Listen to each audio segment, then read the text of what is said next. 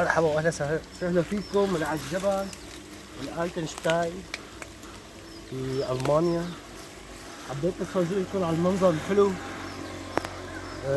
نهر ماشي نازل من الجبل، مي بادية مثل البوز، وريحة رطوبة كتير حلوة، وإن شاء الله ما نسحبها لتحت لأنه الأرض سفنج. منظر كتير حلو، ونتمنى تكونوا انبسطتوا بهالمنظر لأنه حقا يستحق إنه نصوره على المنظر الجميل.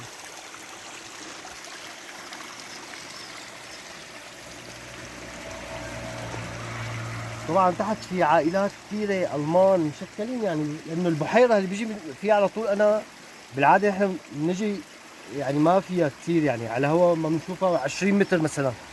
اليوم فول يعني، لحتى صورتها صور وبنزلها بالفيديو شيء خيالي. يعني العالم اخترقت من الكورونا. ايه؟ لا فينيش نظام جرب.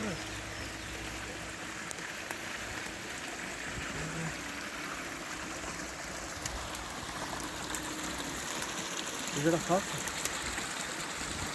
خرج السير مخدر نظامي. وهي يعني فيديو بسيط إن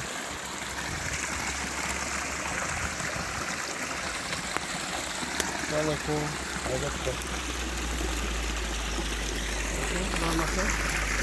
هي برد يا إلهي.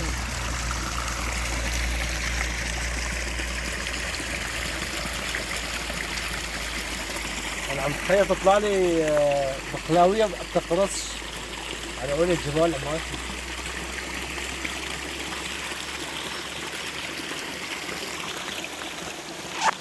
أنا حبيت أفرجيكم هالمقطع.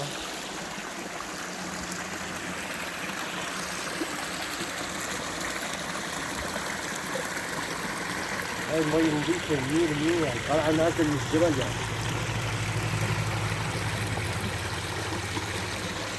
وعم تصب على ما أظن بالبحيرة.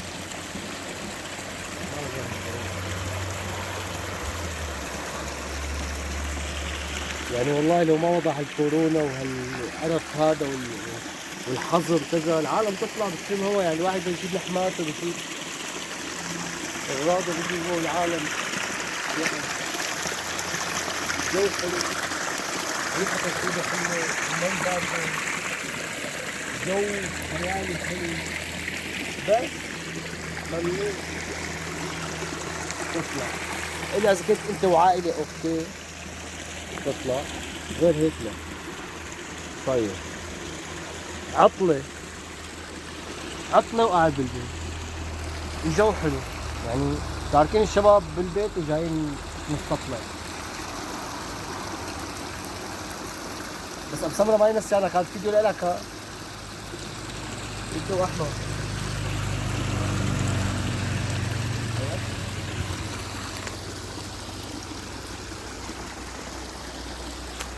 بس بيطلع ليش شاف العصايه لما قلت له بسمره ما بعرف.